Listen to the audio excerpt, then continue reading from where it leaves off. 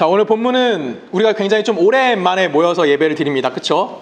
거의 한 달은 안 됐지만 3주 정도 지난 것 같아요. 한 4주째쯤 모여서 우리가 예배 드리는 것 같은데, 다들 기억하실 것이라고 생각합니다. 우리 지난번에 어디까지 했었죠?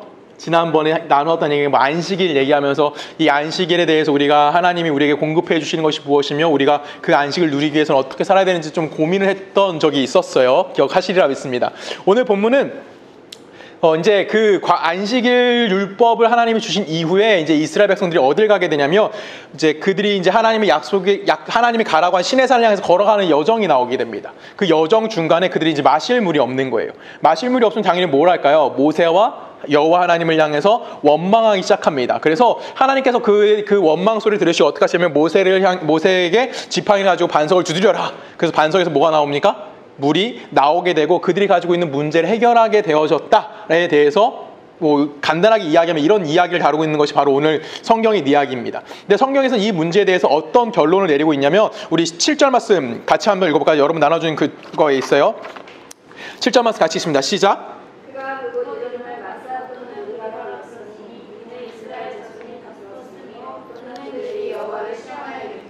여호와께서 우리 중에 계신가 안자 하였음이더라. 지금 이스라엘 백성이 뭘 하고 있어요? 무리바와 마사라는 동네라고 불리게 되었고요. 그 안에서 뭘 했냐면 하나님을 시험했다. 근데 어떤 걸 시험한 거예요? 하나님이 우리 중에 계시냐 안 계시냐를 시험하고 있다라고 이야기합니다. 이 사건은 이스라엘의 불신앙의 모습으로 굉장히 큰 의미를 가지고 있습니다. 그래서 이게 나중에 신명기 6장에 보면 어떤 내용이 나와요? 신명기 6장에 보면 너희는 마사에서 시험한 것 같이 너희 하나님 여호와를 시험하지 말라라고 이야기합니다. 또한 시편 95편에 보면 너희는 무리바에서와 같이 또는 광야에서 마사에서 지나던 날과 같이 너희 마음을 완악하게 하지 말지어다 라고 분명하게 이야기해요. 쉽게 말하면 무리바와 마사는 이들에게 관용어구가 됩니다. 그래서 이들이 하나님 앞에 불순종하는 모습, 하나님의 말씀을 따르지 않는 모습, 그들이 하나님을 믿지 못하고 하나님의 불신앙의 모습을 가지고 있는 그것을 이야기할 때 항상 등장하는 장소가 어디냐면 마사하고 무리바 사건입니다. 그래서 오늘 본문에 등장하는 이 마사 무리바 사건은 우리가 가지고 있는 신앙과 영적인 차원에서 어떤 문제를 다루고 있는지를 우리가 좀 고민해 볼 필요성이 있습니다. 특히 오늘을 살고 있는 우리들은 과연 내 인생에서 마사는 어디이고 내 인생에서 무리바는 어디인지를 우리가 고민을 좀 해봐야 됩니다. 여러분이 생각하는 삶 안에서 여러분이 예수를 믿는다라고 하는 그 삶 안에서 정말 나는 하나님 나와 함께 계시지 않냐를 가지고 하나님을 시험하는 장면은 여러분 인생에서 과연 언제인지 우리가 언제 하나님을 그렇게 의심하는지에 대해서 한번 고민해 볼 필요성이 있다라는 것입니다. 우리가 사건에서 확인했듯이 이스라엘 백성들은 분명히 뭐합니까? 하나님의 엄청난 기적을 경험하게 됩니다. 그리고 그 엄청난 기적을 경험한 그들은 그 출애굽을 경험하게 되고요. 출애굽을 경험한 그들은 이 엄청난 기적이라는 것은 여러분 다 알다시피 뭐합니까? 애굽 땅에 10가지 재앙이 내렸다는 거고 그 10가지 재앙에서 끝난 것이 아니라 그들이 홍해 앞에 서서 홍해가 어떻게 됩니까? 갈라지고 그들이 어딜 건너가게 되면 마른 땅을 건너가는 사건이 등장합니다.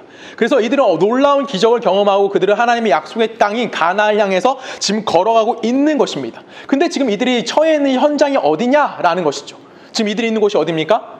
광야라는 곳입니다. 광야는 여러분 어떤 곳이에요? 먹을 것이 있는 곳도 아니고요. 마실 물이 존재하는 곳도 아닙니다. 그리고 그들이 그래서 농장을 운영할 수 있을 정도로 그 환경이 좋은 곳이 아닙니다. 쉽게 말하면 광야는 인간이 살기 위해서 모든 것이 뭐한 곳이냐면 결핍되어 있는 장소가 어디냐면 광야라는 것입니다. 분명히 이들은 기적을 경험했습니다. 그리고 이들에게 분명히 하나님 무엇이 약속되어 있습니까? 가나안이라는 하나님의 약속의 땅이 그 약속이 되어져 있는 상태입니다. 근데 지금 이들은 하나님의 기적을 경험해서 구원을 경험했는데 그 구원을 경험하면서 어디까지 가기 전에 약속의 땅에 도착하기 전까지 이 광야라는 곳에서 살고 있다라는 것이죠. 이것은 단순히 이스라엘 백성들이 가지고 있던 지리적인 문제만에 대해서 이야기하는 것은 아닐 것입니다. 지금을 살고 있는 우리들에게도 이건 동일하게 적용이 됩니다. 내가 신앙 예수 그리스도를 통해서 내가 예수 그리스도 영접함을 통해서 내 인생의 구원이란 은혜가 주어졌고 우리에게 무엇이 주어졌습니까 여러분? 나중에 죽어서 어디 갑니까? 죽어서 어디 가세요 여러분? 그렇죠. 이스라엘 백성에게 주어진 가나안 땅과 같은 우리도 하나님과 교제하고 하나님과 함께 살아가는 그 천국이란 곳을 우리도 약속으로 받고 있는 자들입니다. 그렇지만 여러분의 인생은 지금 어디에 있습니까? 오늘이라는 현실을 살아가고 있다라는 것이죠.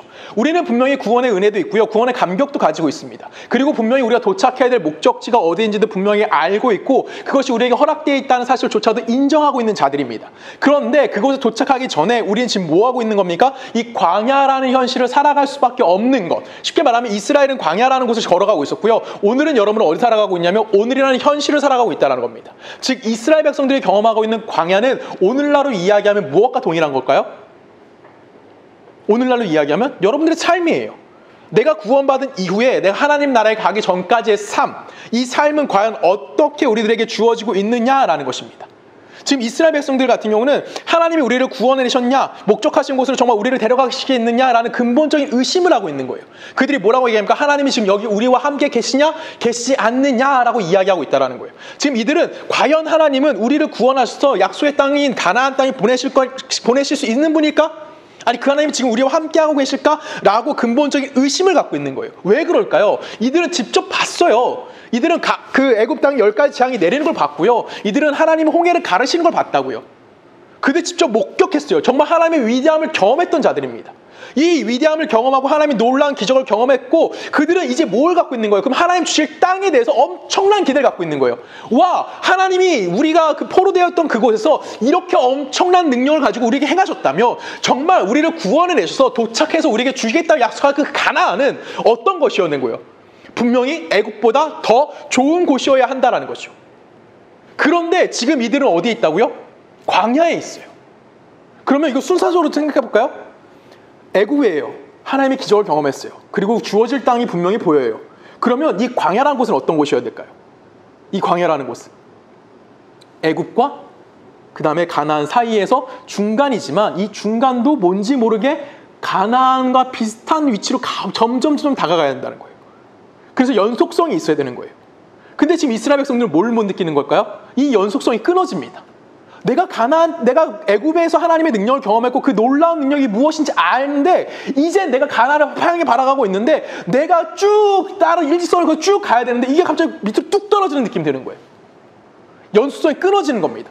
이게 하나님이 정말 계시는 걸까? 정말 나를 구원하신 그 하나님이 지금 나를 다시 한번 가나안 땅으로 인도하시는 걸까? 그런 의심이 들기 시작하는 거예요. 그것이 지금 이들이 무리바에서 또한 마사에서 하나님을 시험했다라고 이야기하고 있다는 겁니다. 여러분 잘 생각해 보십시오. 분명히 하나님은 위대하신 분이라는 걸 우리는 다 압니다. 하나님이 놀라운 능력이 있다는 걸 우리는 다 인정합니다. 그리고 하나님은 분명히 우리를 향해서 목적을 가지고 계시다는 것을 인정을 해요. 그러면 내가 하나님의 구원을 경험했으면 이제 뭐 하면 되는 거예요? 내가 인생에 하나님과 함께 더불어 뭐 하면 되는 거예요? 완전히 쫙 하늘나라를 향해서 쭉 올라가면 너무나 감사한데 이렇게 가파르게 상승하지 못할지언정 우리 인생이 뭐 하길 원합니까? 완만하게라도 올라가다가 결론적으로 내가 요구하는 가나안 땅, 하나님이 우리에게 주시겠다 약속한 가나안, 하나님 나라에 도착할 때 완만하게라도 올라가고 싶은 게 우리의 삶인 거예요. 이거는 모든 인간이 동일합니다. 이스라엘 백성들은 어땠을까요? 이들도 동일했어요. 그래서 이들이 항상 하는 불평이 뭐냐면 애굽만도 못하다예요. 어디가? 광야가.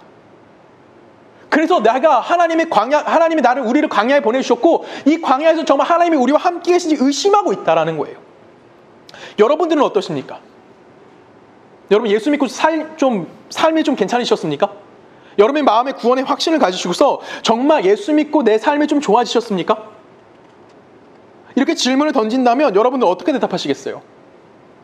여러분 삶이 좀 나아지셨습니까? 라고 질문을 던지면 아니죠. 예수 믿었잖아요. 이 세상을 창조하신 하나님을 믿었잖아요. 이 세상의 주인이라며요. 우리 출애굽에 끊임없이 이야기했어요. 역사의 주인이신 하나님을 내가 믿었다며요. 근데 여러분이 좋아진 게 뭐만 있냐면 살림살이가 좋아진 게 아니에요. 우리의 삶의 여건이 좋아진 것이 아니에요. 여러분 괜히 신앙 양심만 생겼죠. 그래서 죄를 못 짓잖아요. 우리는 그것만 갖고 있어요. 예수 믿고 우리는 뭐만 생겼냐면 신앙 양심만 조금 더 좋아져서요. 행동이 좀 불편해졌고요. 행동이 좀 괴로워졌어요. 그래서 여러분들 얼굴에 다 써있잖아요. 교회 오기 어떻습니까? 교회에 와서 여러분 행복한 얼굴 하고 계십니까? 나는 24시간 하나님과 함께 동행하는 삶을 삽니다. 난 너무나 행복합니다. 이런 얼굴 여러분 앉아 계십니까? 만약에 여러분이 그렇게 앉아 계시면 제가 설교할 이유가 있을까요? 없을까요? 설교 안 해도 돼요. 왜? 여러분 하나님이 누군지 알잖아요. 하나님을 경험하고 살잖아요. 내 인생 끝까지 하나님과 함께 편안하게 쭉 곡선을 그리면서 올라가잖아요. 근데 그렇지 않잖아요. 우리 그렇지 않다고요. 우리의 현실은 애굽만도 못한 현실을 살고 있는 거예요.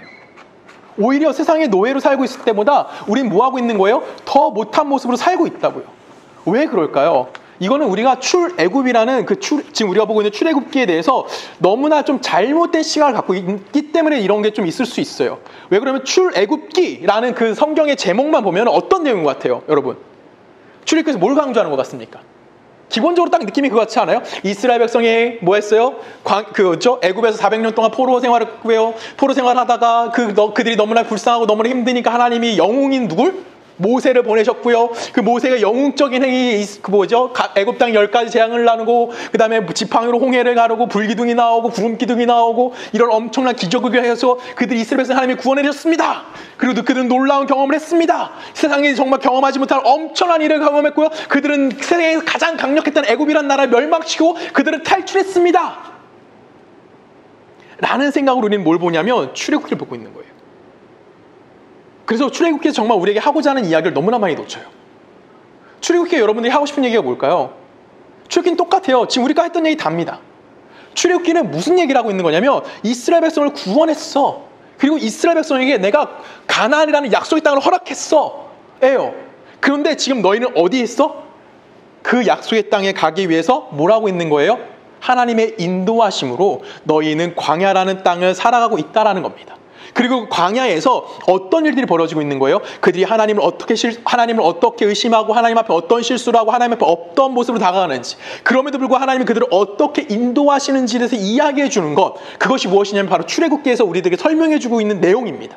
출애굽기 뭔지 모르는 기적에 대해서 이야기하는 것이 아니에요. 지팡이 하나 갖고 이스라엘의 60만이라는 엄청난 국민을 이끌고 나왔습니다. 이런 얘기를 하는 것이 아니에요. 하나님이 이스라엘 백성에 구원을 베풀었고요. 그 구원의 약속이 분명히 주어져요. 가나안이라는. 근데 그 가나안 땅에 도착하기 전까지 그들이 뭐 하고 있는 거예요? 광야라는 곳에서 삶을 살아가는 거고요. 그들이 그 삶을 통해서 분명히 내가 경험했던 그 하나님과 나에게 약속해 주신 그 하나님 사이의 갭 속에서 현실이라는 삶을 살아감을 통해서 이 현실이 과연 우리에게 무엇을 주는지를 알게 만들어주는 것, 그리고 하나님이 어떠한 분인지 우리에게 알게 하시는 것, 그것에 대해서 이야기하는 게 출애굽이라는 거예요. 그래서 이스라엘 백성이 오늘 뭘 하고 있어요? 그 현실적인 갭 속에서 하나님을 시험하고 있다고요. 7절에 뭐라고 합니까? 다시 한번 읽어볼까요? 7절 같이 읽을까요? 시작.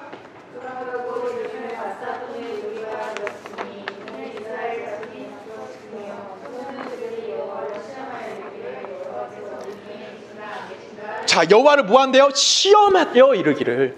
하나님을 시험하대요. 근데 시험의 내용이 뭐예요? 하나님 계십니까? 아니면 안 계십니까? 나는 다 경험했어요. 하나님이 누군지 알고 있다고요. 근데 지금 내 현실을 보니까 과거의 그 경험이 뭐라는 거예요? 의심이 들기 시작하는 거예요. 이거 정말 되시는 건가? 정말 하나님이 홍해를 가르치고 홍해를 가신 그 열심과 하나님의 놀라운 능력이 지금 우리 안에 있는지 뭐 하고 싶은 거예요? 확인하고 싶다라는 거예요. 이 확인함을 통해서 하나님이 나와 함께하고 있구나 라고 그렇게 이야기하고 싶은 상태가 뭐냐면 오늘 우리가 함께 읽은 이 무리바의 사건이라는 겁니다. 그래서 이 무리바와 마사의 사건은 굉장히 중요한 사건입니다. 특히 우리의 신앙 안에서 매우 중요한 사건 중에 등장하는 것이 뭐냐면 바로 무리바와 마사예요.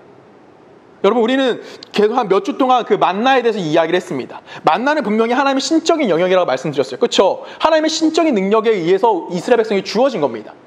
그 200만 명에 대한 엄청난 사람들이 매일같이 나가서 뭐 해야 되는 거예요? 매일 그들을 먹일 수 있을 정도 어마무시한 양이 나오는 그런 만나는 뭐냐면 하나님의 분명한 기적입니다. 근데 그 기적인데 거기에 조건적으로 따라붙는 게 하나 있어요. 뭐죠? 아까도 방금 말했지만 매일 나가야 되는 거예요.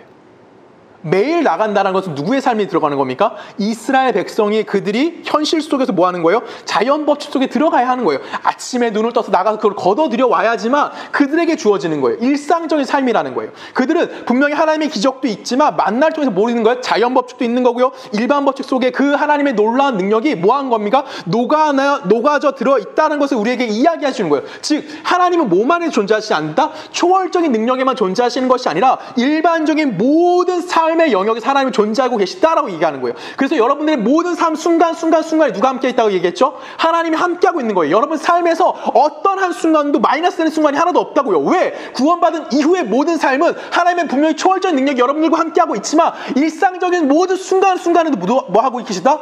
하나님은 잠자고 계시다? 아니죠. 함께하고 계시다라는 거예요.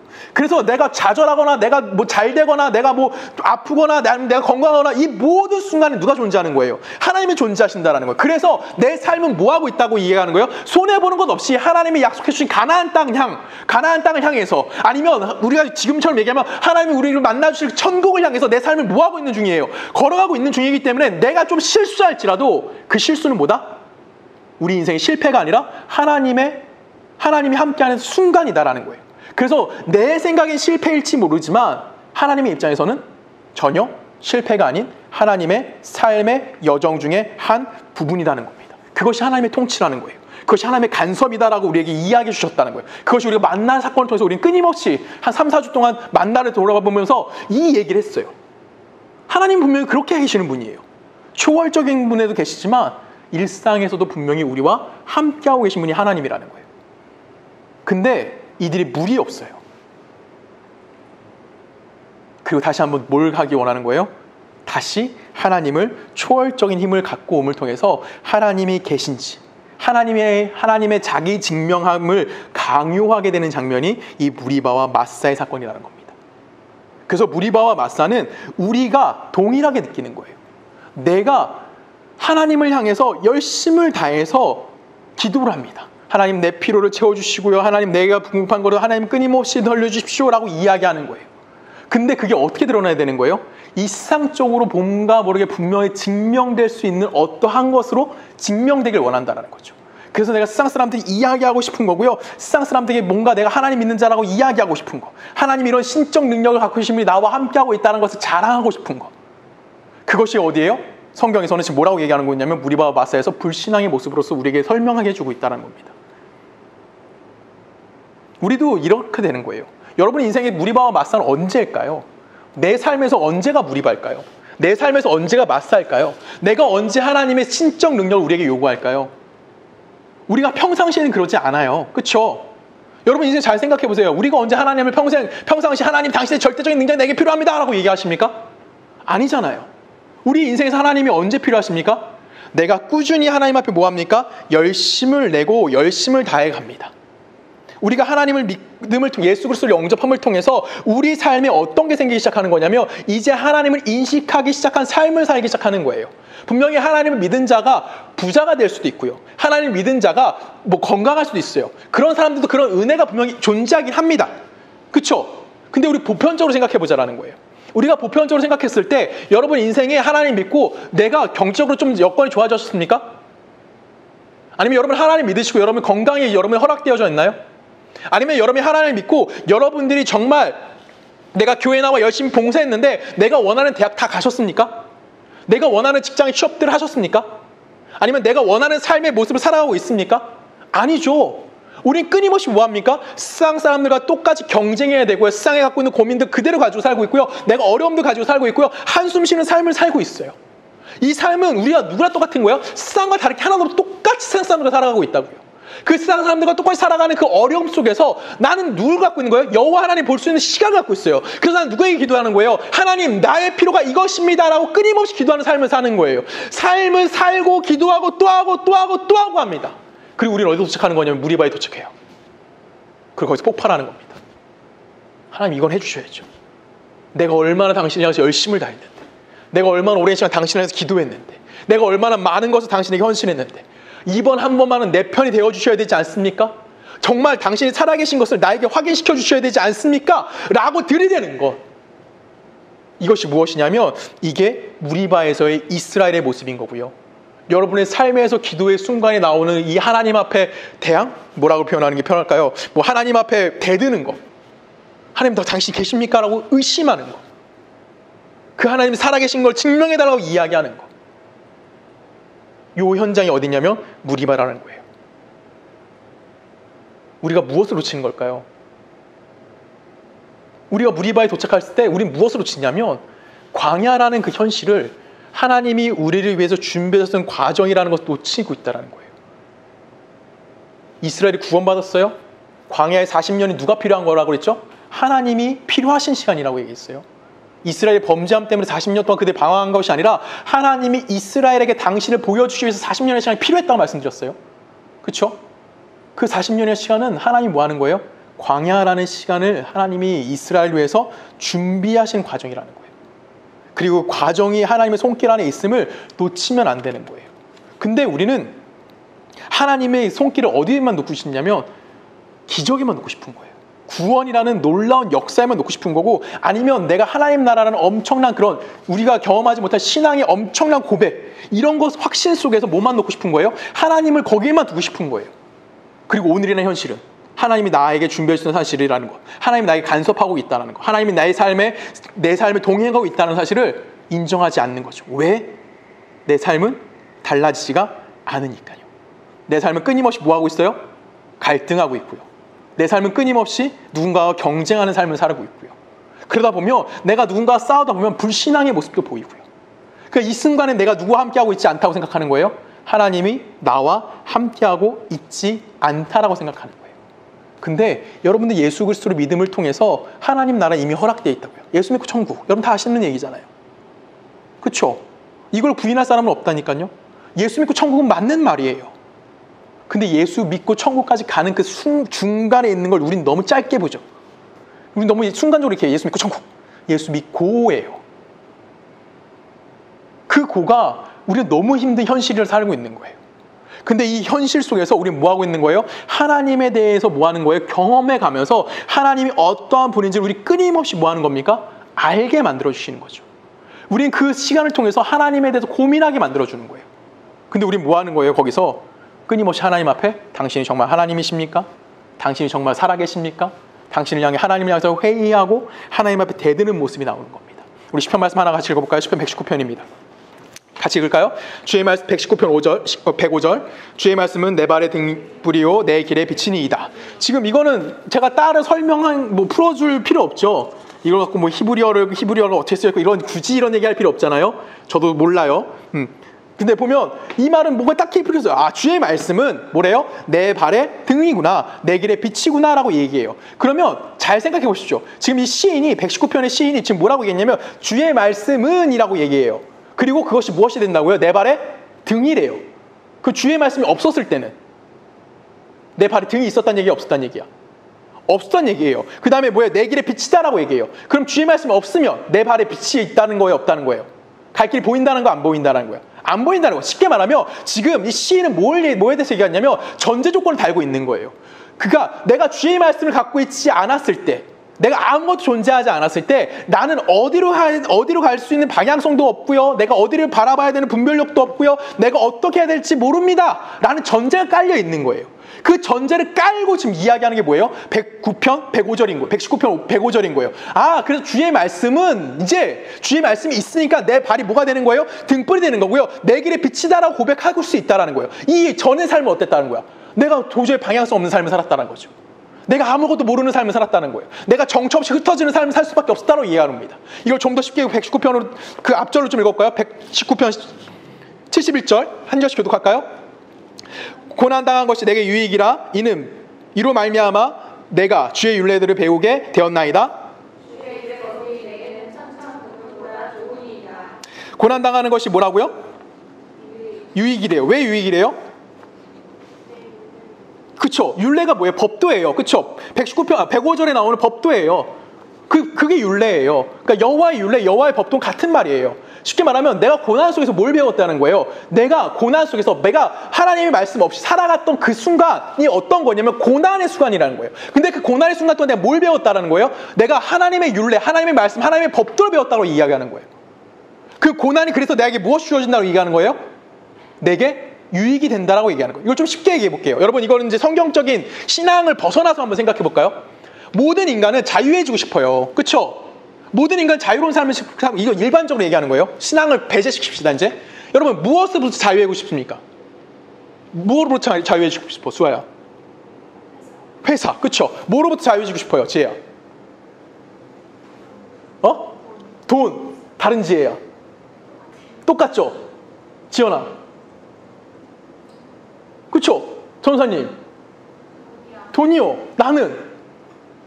나도 돈이에요. 그쵸? 나는 거기다 하나 더 붙일 수 있어요. 건강.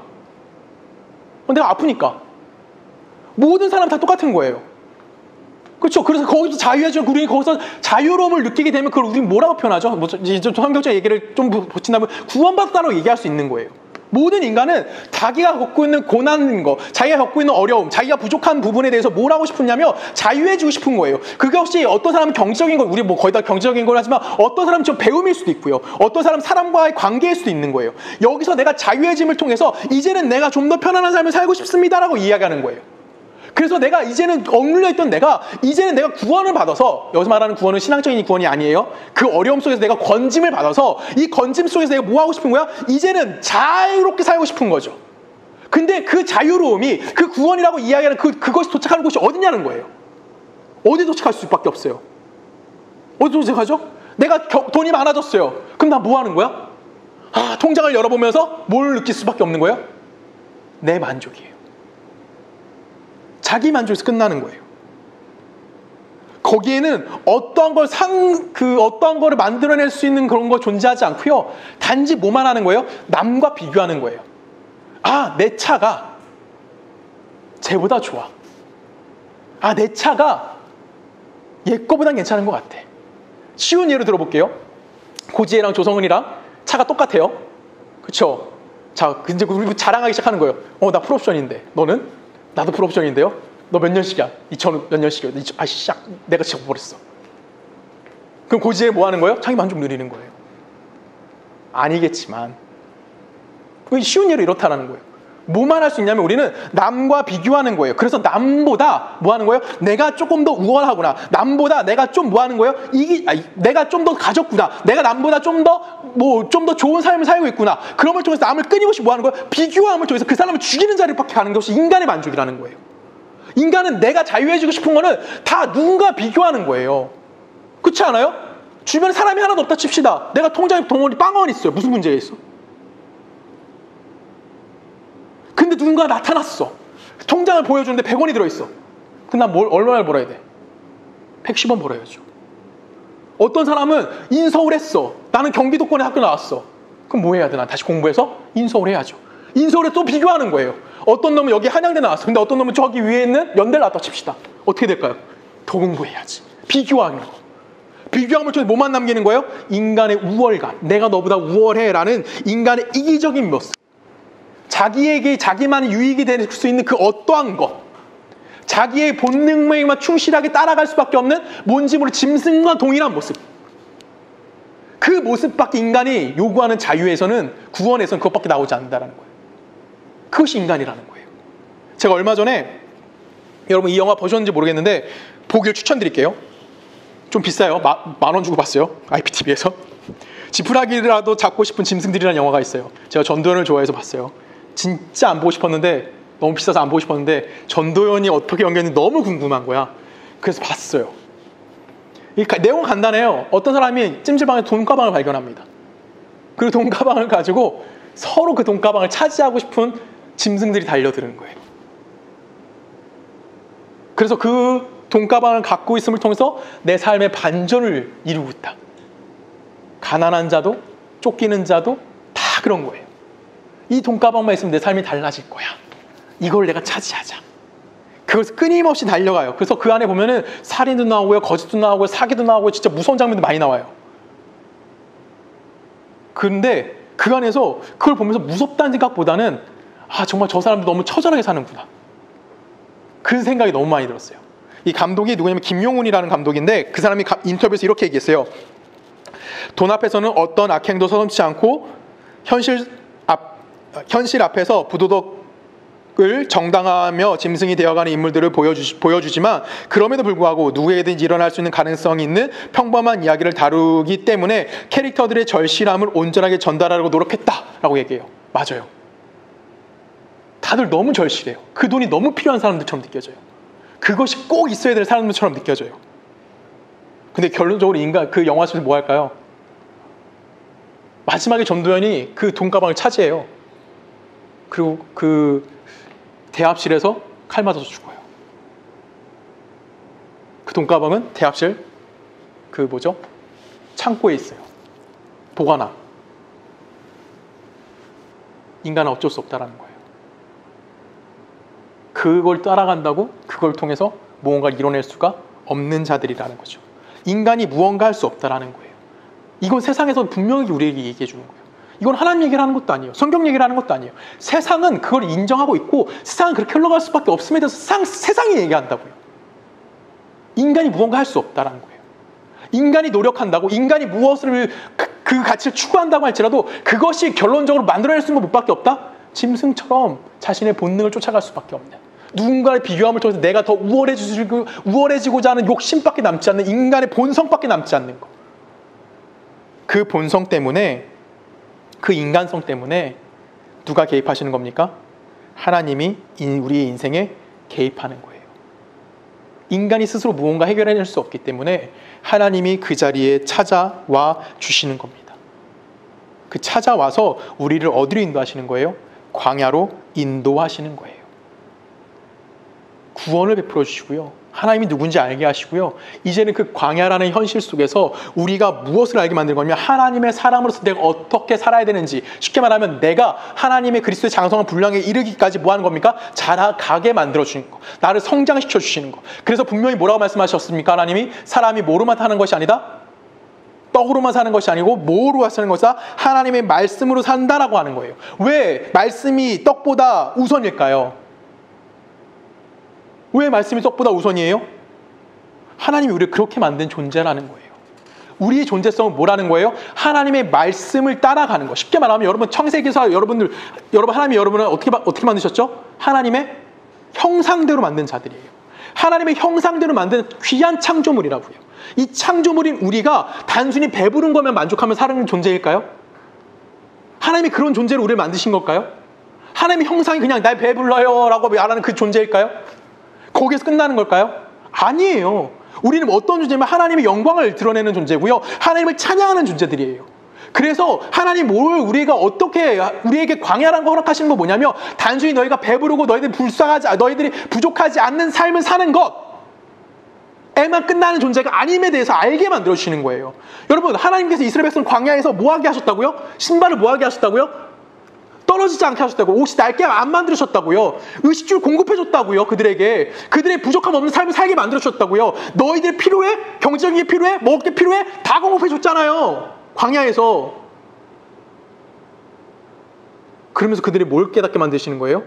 하나님이 누구이고 우리의 존재가 무엇인지 알게 만들어준 거예요. 어디서? 척박한 광야에서 우리가 그 하나님을 알라고 말씀하시는 거예요.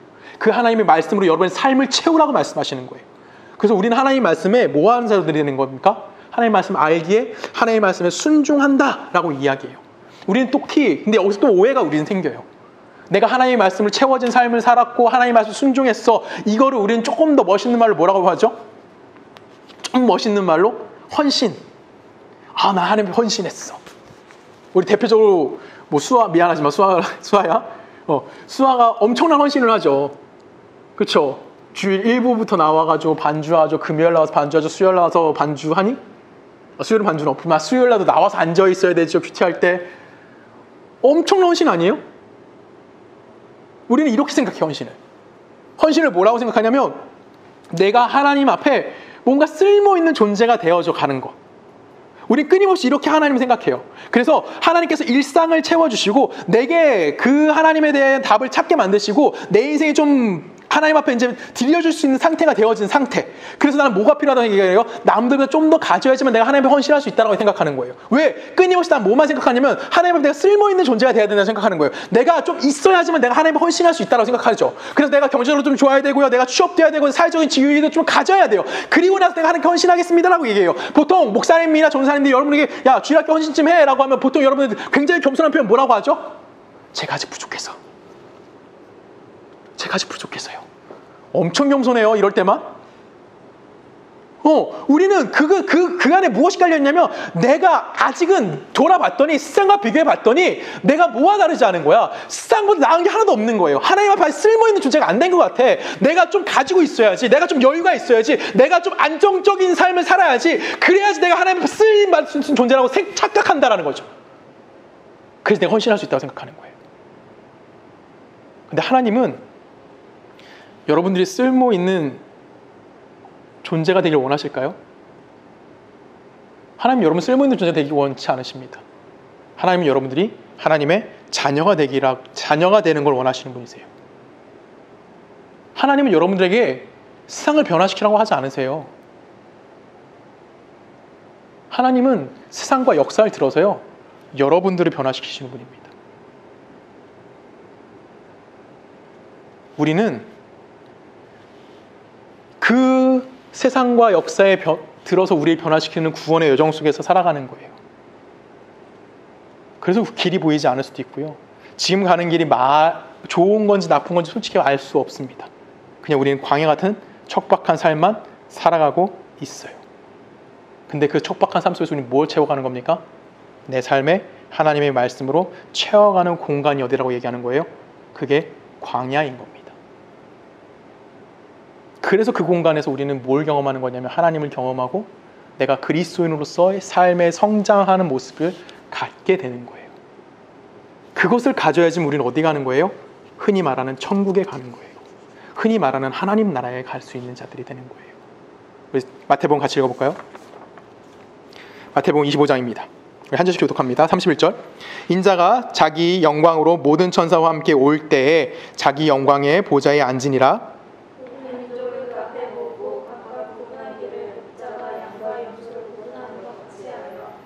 양은 그의 오른편에 염소는 왼편에 두니라. 그때 임금이 그 오른편에 있는 자들에게 이르시되 내 아버지께 복받을 자들이여 나와 창세로부터 너희를 위하여 예비된 나라를 상속받으라. 자, 여러분들은 오른쪽입니까 왼쪽입니까? 여러분 어느 쪽이에요? 오른쪽이 양이죠.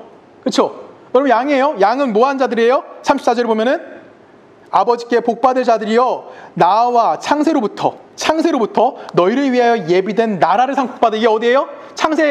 최초에 하나님 뭘 만드셨습니까?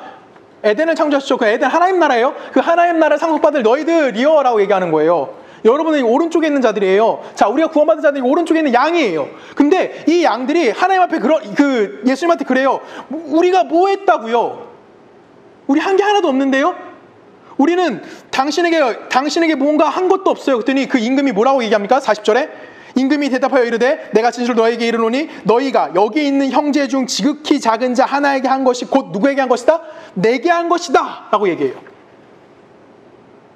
와, 대단하죠. 그들은 그냥 어려운 자와 도움을 살았던 거예요. 그들은 그냥 힘든 자와 함께 더불어 살았던 것 뿐이에요.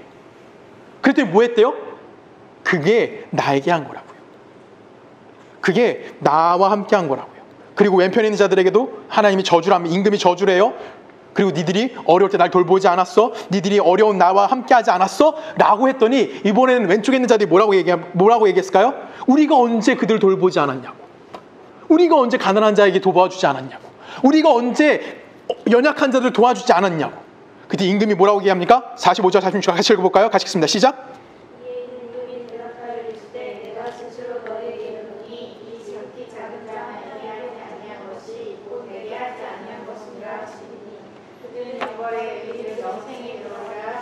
뭐 하지 않은 자? 지극히 작은 자에게 하지 않은 것. 그냥 그들은 뭐만 했다는 거예요? 큰 것만 했다는 거예요.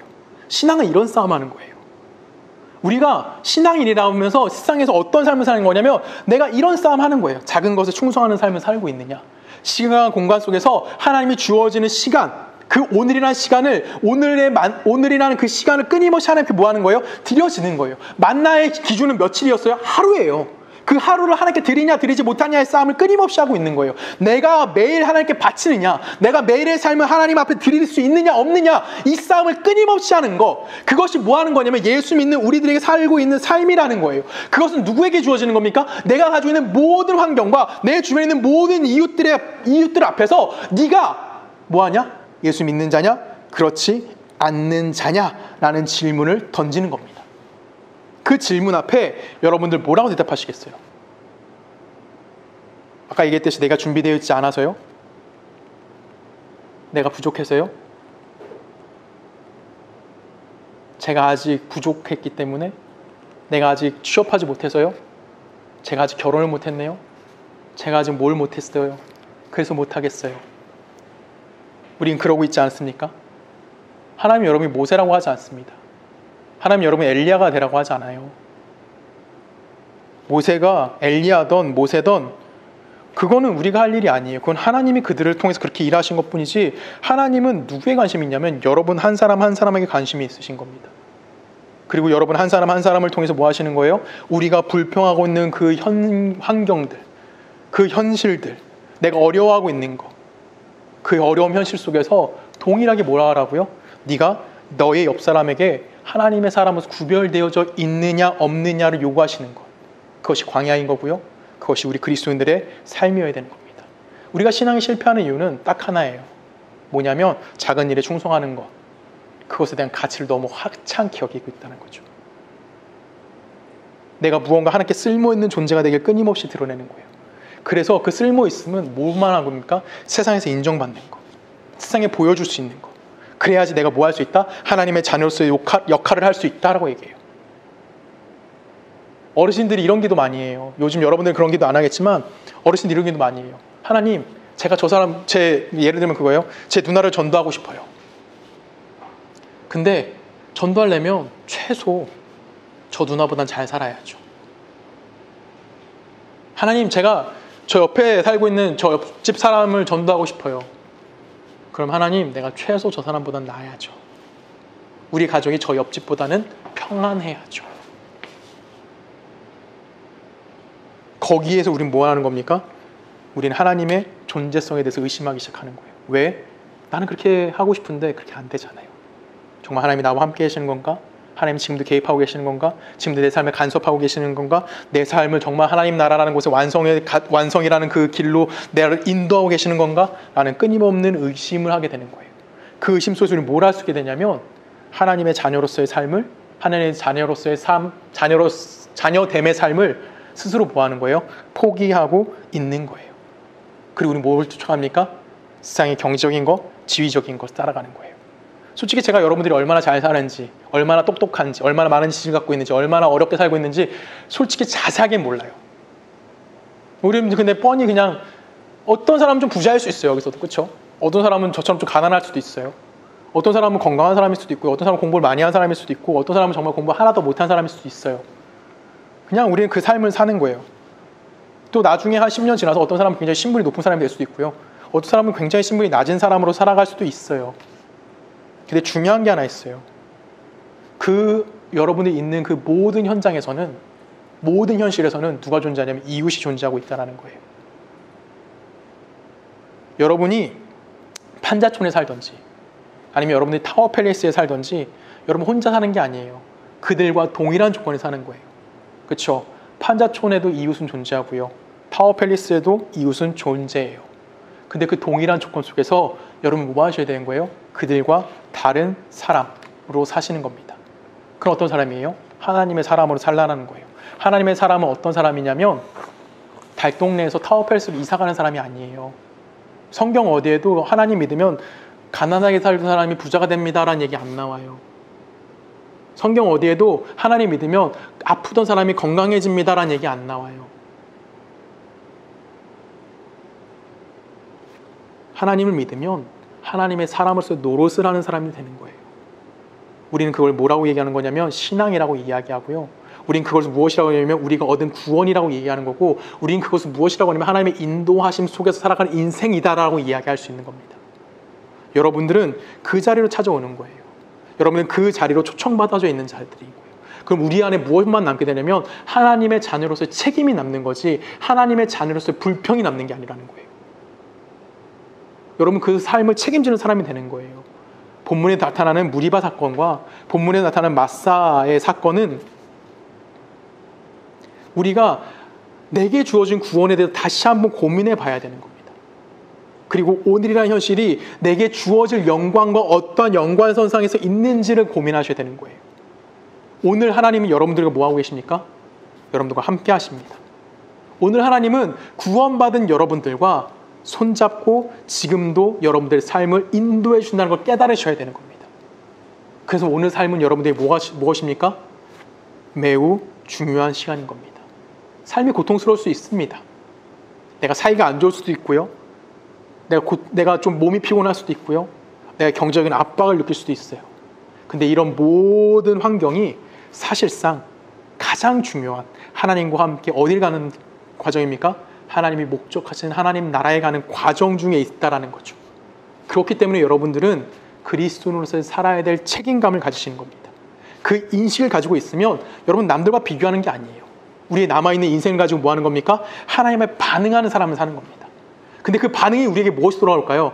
내가 그리스도인으로서 잘 살았구나 라는 보람으로서 우리가 여길 수 있는 겁니다.